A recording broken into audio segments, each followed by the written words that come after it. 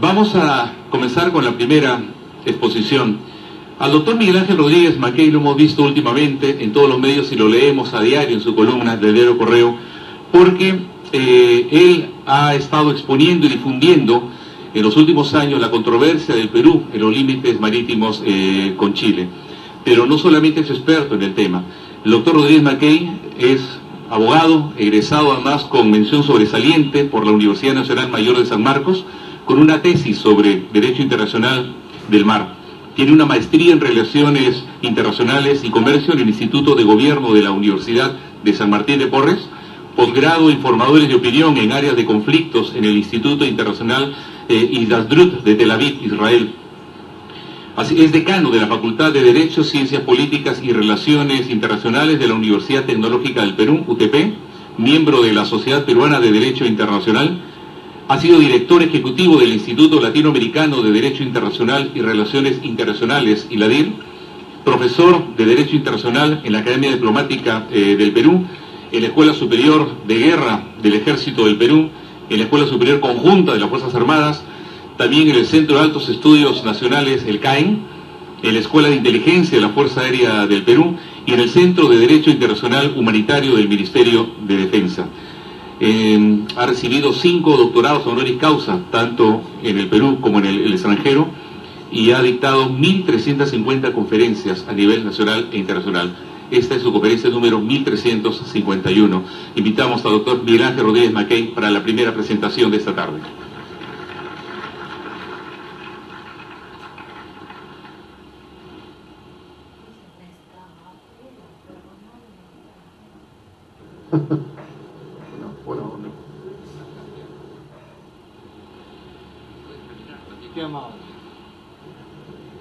Muchas gracias, señor general Rubén Gambarini, y en su nombre a todos los que integran y componen el sistema de vigilancia amazónico y nacional, CIBAN, señores altos oficiales de las Fuerzas Armadas, de la Fuerza del Perú, el glorioso Ejército Peruano y la Marina de Guerra del Perú, señores investigadores que empiezo a ver, profesionales, académicos, alumnos míos de diversas universidades que también han venido, amigos todos. La verdad que yo normalmente preparo una exposición y hago una primera mirada, ausculto siempre el tipo de interlocutor que voy a tener al frente. Entonces,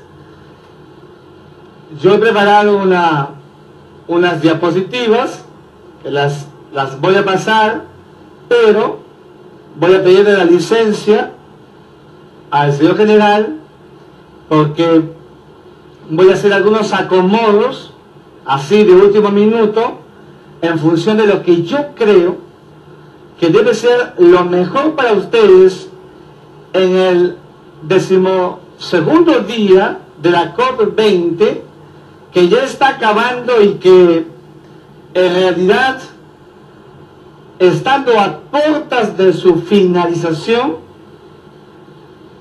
donde hemos escuchado por todas partes y por todos lados exposiciones de ida y vuelta sobre las causas y consecuencias del impacto que tiene el cambio climático, y ya hemos conversado y hemos quizá hecho un fenómeno de cognición absolutamente claro sobre lo que significan los efectos que producen los gases invernaderos, el dióxido de carbono fundamentalmente, todo este proceso que ya hemos elaborado.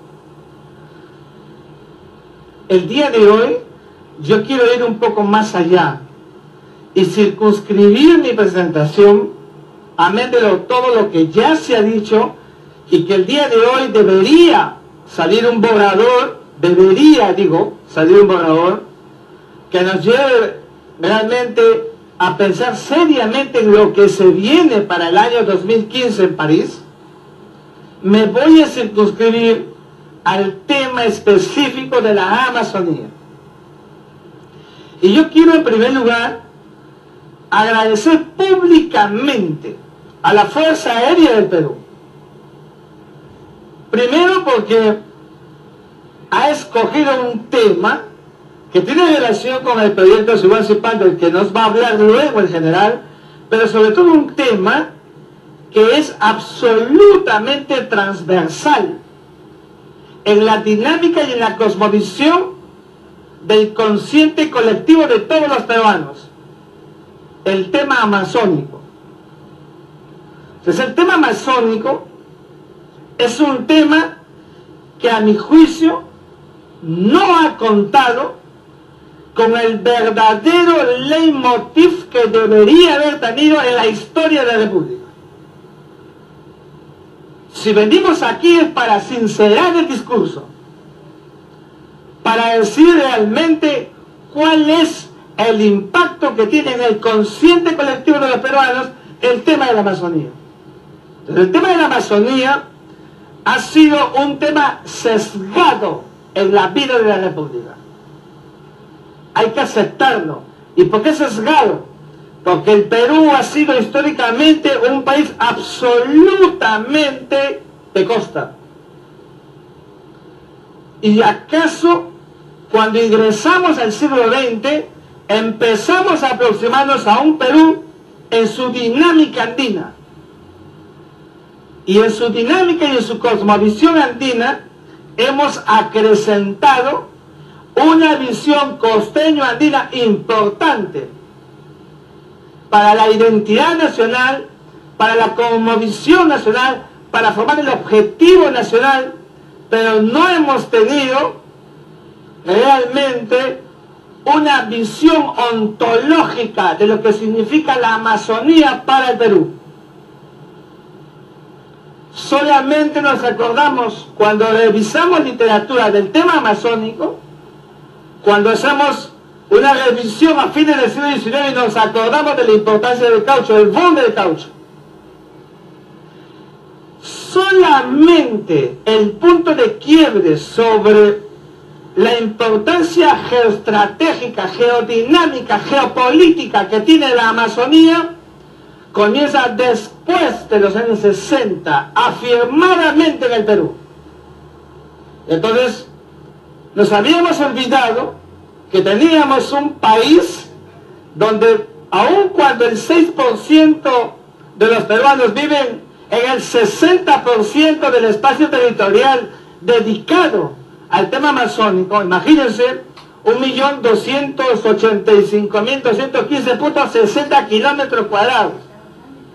Es el área geográfica del Perú, y de ellos más de 920.000 dedicados solo al tema amazónico, en su porción orográfica, como ha sido dicho, y habíamos olvidado una parte vital e importante, sustantiva, donde existe además una importante cantidad y calidad de comunidades.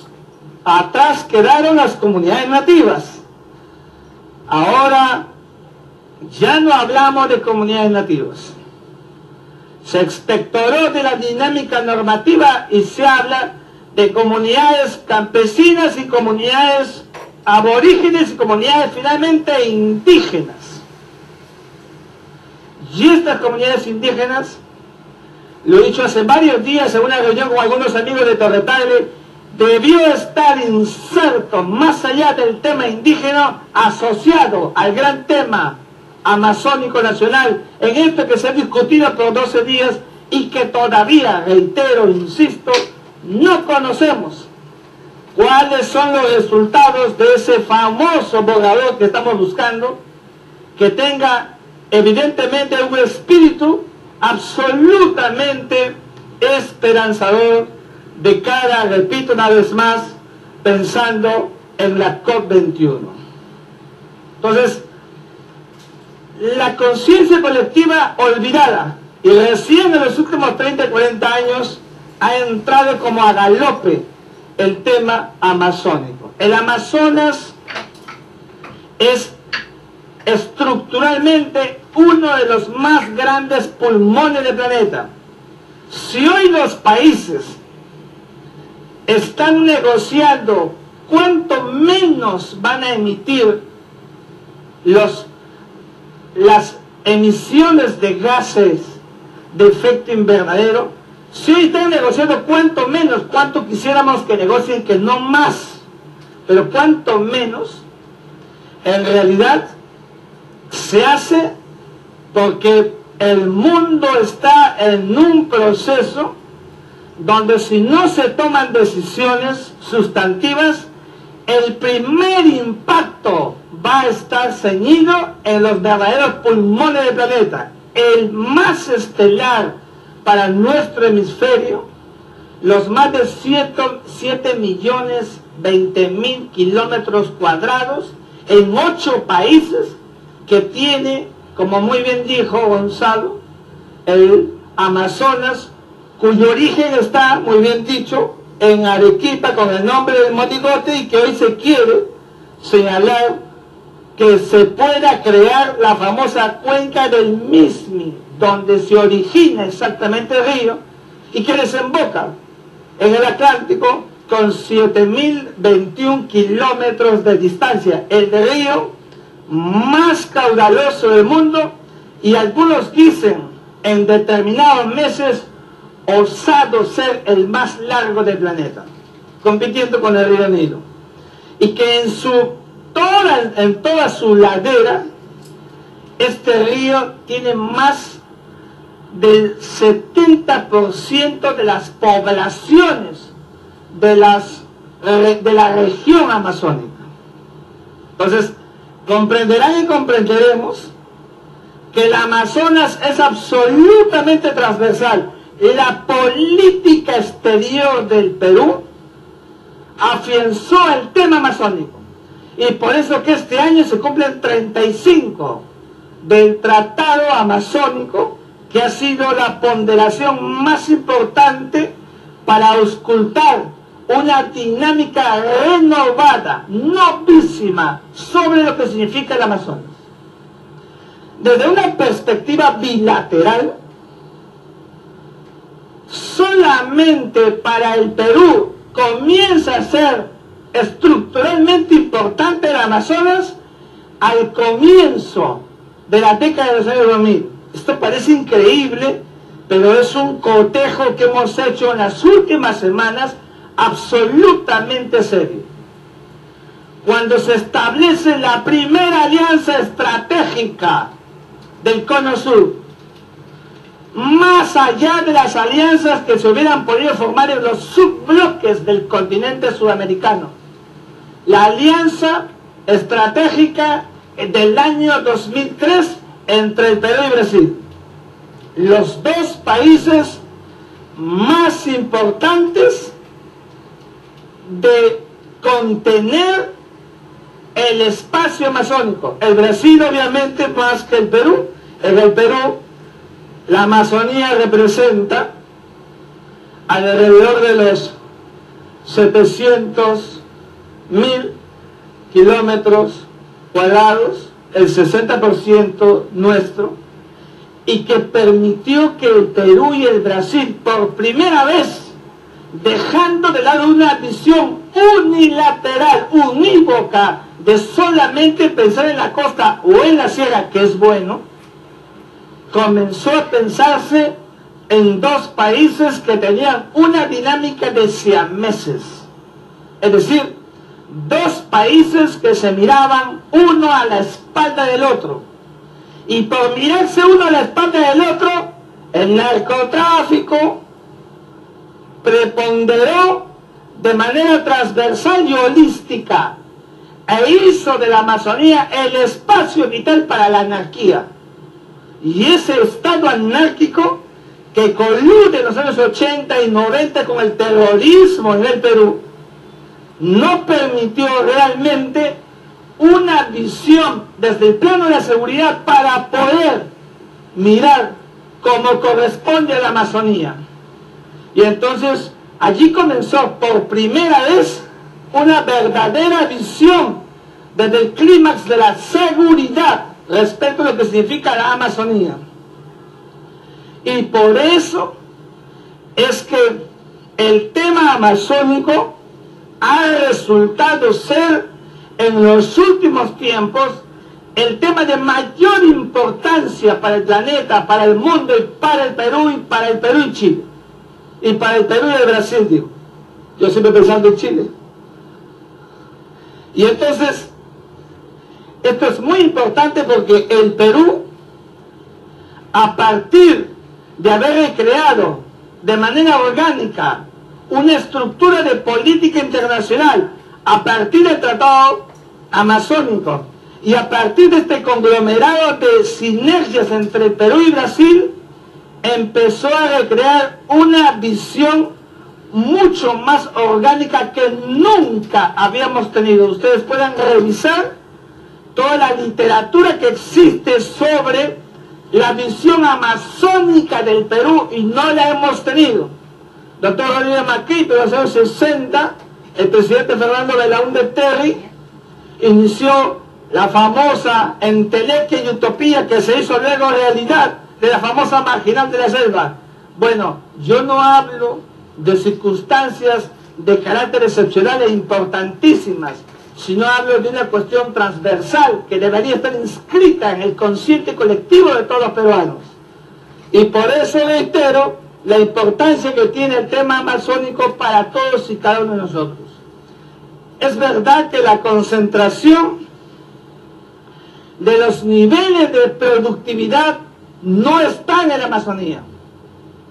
Nadie puede ocultar que ellos se encuentran en la minería, y la minería fundamentalmente andina. Eso es verdad, eso es cierto. Pero también es cierto que nos enfrentamos a un espacio que requiere más que nunca la atención unilateral y bilateral y multilateral. Por eso yo he insistido estos días, cuando hemos estado conversando con gente, que los afanes de negociación del tema indígena debió inscribir el tema amazónico. ¿Y por qué inscribirlo? Porque todos saludamos que el Perú sea, como se hizo en el 2011, el país declarado por el Amazonas, ¿no es cierto?, patrimonio natural de la humanidad. Maravilla del mundo moderno, climático. Y ese carácter del Amazonas es un carácter que tiene que conservarlo siempre, porque su protección solamente es lo único que queda para evitar el proceso de involución de la sociedad nacional o de la sociedad internacional. El carácter involutivo es la mayor amenaza y resume todo lo que se ha estado diciendo durante todos estos días en el marco de la COP20. El carácter involutivo es la flagrante amenaza para todos los países del globo. 70% de la fotosíntesis del hemisferio deviene del Amazonas. 70%. En otras palabras, esto que es para nosotros tan importante, que es el oxígeno, está en este gran pulmón que nosotros llamamos el Amazonas. Y por esta misma razón es que debemos conservar y aquietar todos los mecanismos, primero de carácter político, la reunión de la COP20 que se terminaría de desarrollar, según me informaron esta misma mañana, el sábado o el mismo domingo y no el día de hoy, por lo entrampado que ha estado anoche y esta mañana, tendrá que permitir dar una dosis realmente de esperanza sobre lo que puede significar el Amazonas para todos como un espacio vital. Para el Perú, el Amazonas nunca debe ser considerado patrimonio común de la humanidad. Esto tengo que decirlo porque si no lo digo, sería la renuncia a mis principios. Como yo soy un hombre de principios, tengo que decirlo. El Amazonas nunca debe ser patrimonio común de la humanidad. No lo confundan. Ya no hablo de patrimonio natural, sino de patrimonio común de la humanidad, como fue afirmado en una de las mesas de trabajo del Consejo de Seguridad de las Naciones Unidas por un país de la región para sostener sobre la base del patrimonio común de la humanidad el carácter de intangibilidad que tenga el Amazonas, exactamente como lo tiene la Antártida. Y como ustedes saben, el carácter de patrimonio común de la humanidad exonera cualquier calidad de soberanía estatal. Y por tanto el Amazonas nunca podrá tener el mismo carácter que tiene la Antártida. Porque la Antártida se exonera, nunca podrá ser asumida y tomada como un espacio de soberanías compartidas. El Amazonas sí es intangible, pero no es patrimonio común de la humanidad como un país vecino ha querido señalar. Y ese es un elemento que a mi juicio debió estar inscrito y dicho y consagrado además como una política de Estado. El tema amazónico es un tema de política de Estado. Y el Perú debe afirmar su política de Estado. Así como hemos tenido una política de Estado por muchos años y por mucho tiempo, consagrada en la costa y consagrada en el mundo andino, nuestra política de Estado hoy debe mirar al Amazonas como un espacio que le brinda al Perú expectativas de desarrollo. Por eso existe el IRSA, como este megaproyecto hecho realidad que en su fase carretera y en el caso peruano alcanzó un desarrollo como ningún otro. Lo hemos dicho públicamente. Para el Brasil, más y mejor será siempre salir al Pacífico por el Perú. Menos costos y geopolíticamente mucho más expeditivo. Y por eso el IRSA, que juega a ganador, es para el Perú una de las principales expresiones del verdadero crecimiento para el verdadero desarrollo. Y con esto yo quiero decir una cosa. Toda la concentración que el Perú hace, que el Perú ha tenido en los últimos tiempos, otorgarle un valor agregado al turismo, a la tala lícita, a las exploraciones y a la conservación de los parques nacionales que han sido importantes en los últimos tiempos, en realidad todavía está en un nivel de desequilibrio respecto de lo que significa el combate serio y eficaz contra todas aquellas circunstancias que coluden con el verdadero clímax de derecho, de licitud y de las reglas, de la verdadera convivencia. Y por eso existe este proyecto, Sibón Sipán, que va a explicar el general y que realmente revoluciona la visión del concepto de seguridad y de vigilancia y la conservación desde una dinámica que muchas veces no se toma en cuenta, como es el aire, el espacio, que sigue la suerte de lo principal de acuerdo al derecho internacional, que es la tierra, merece toda la atención posible, porque repito y reitero, la mayor vulnerabilidad que está pasando ahora en el Perú, fundamentalmente en el Perú, en el ámbito amazónico, lo estamos viendo todos los días, donde el terrorismo se ha localizado en la zona del Braem y otras más,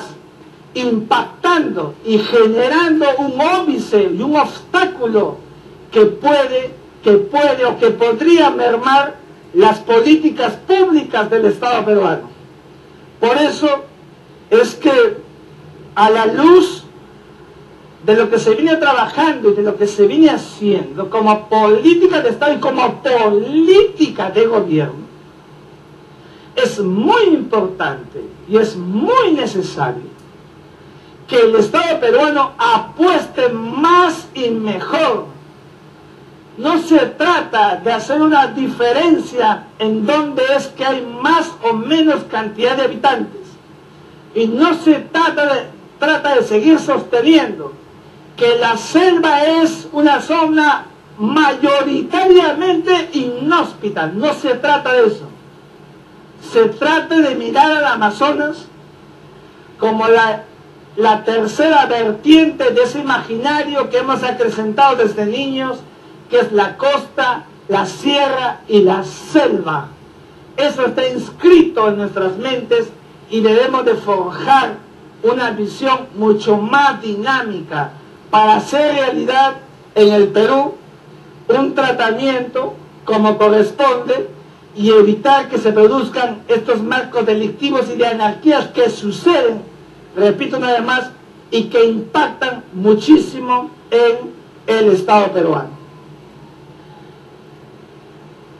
Yo quisiera decir dos cosas finales que a mi juicio no las puedo dejar de decir en un espacio tan ecuménico como este, como es el de la COP20.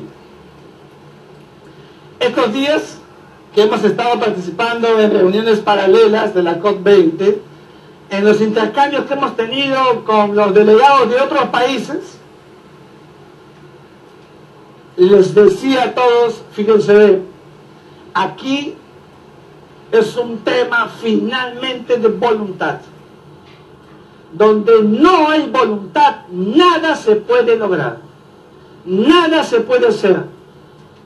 Porque si no, esta reunión habrá sido una reunión importante para otras muchas cosas que le pueden interesar al país y que le pueden interesar al mundo.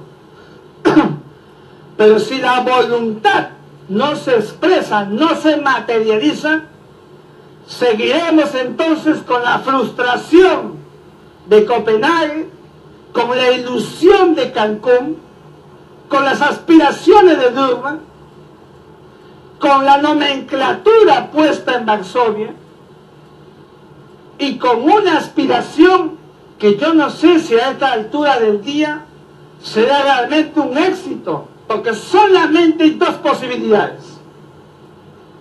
Y tenemos que decirlo siempre, solamente hay dos posibilidades. No es que estemos cuidando el Amazonas. Lo que estamos es cuidando de la vida humana, que es una cosa distinta. Entonces solo hay dos posibilidades. Obtener un éxito en esta reunión que le otorgue el valor agregado, sobre todo a un país como el nuestro, el tercero impactado por la vulnerabilidad del cambio climático, o el fracaso. No hay más posibilidades. El mundo ha estado preparando desde Estocolmo, desde Río de Janeiro, desde Johannesburgo, ha preparado una serie de instrumentos y de materiales de trabajo. Les puedo asegurar que los trabajos de consultoría y de investigación pueden sobrepasar la dimensión y la imaginación de cualquiera de estas salas.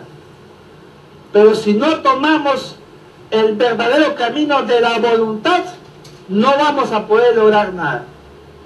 El Perú asume activamente que su visión externa, su política exterior y su política sobre el Amazonas es una política seria. Y por eso es que este proyecto que va a ser presentado, el proyecto Siban-Sipán, es un proyecto en el que el Estado incluso debería tener más apuestas hacia adelante, porque ha demostrado desde su confección, desde su recreación, ser absolutamente eficaz. Su preparación, su visión, para que evidentemente mitigue los actos de ilicitud que se producen, realmente nos colocarán a la vanguardia, y allí sí podremos decir, como Gonzalo Fernández Puyol en 1958, a la luz de la firma del primer año del Tratado Antártico, luego de presentar el cuadrante sudamericano en la revista peruana de Derecho Internacional, el Perú tiene a partir de ahora un verdadero carácter amazónico, como corresponde a un país como el nuestro, que está privilegiado en el cono sur, con un espacio geográfico que cuantos quisieran tener, que tenemos una mega biodiversidad, que como decía Javier Purgal Vidal, el amante y científico, somos la síntesis geográfica del mundo, y esa síntesis geográfica del mundo en el Amazonas, con una cantidad de animales y de plantas, una fauna y una flora extraordinaria, incluso endémica, con una cantidad importante de seres vivos que solamente crecen en esta parte del continente.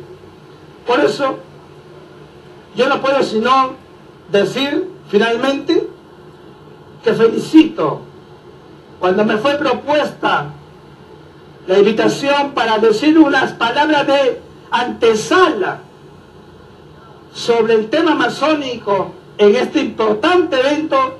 Yo no dudo, así como hablamos del tema de La Haya, no dudo cuando la Fuerza Aérea se pone la camiseta nacional y piensa realmente en una tarea muy seria que corresponde a más allá incluso del tema orográfico, del tema del cambio climático, que tiene una relación directa con el tema de la defensa nacional, el tema de la soberanía del Estado, eso que la Patria Westfalia de 1648 estableció como un orden unívoco, exclusivo del Estado-Nación, y que hoy en Perú, como República Democrática, ¿no es cierto?, lleva adelante, como está llevando adelante esta importante reunión aquí en Lima, con los 194 países que forman parte del convenio marco sobre el cambio climático.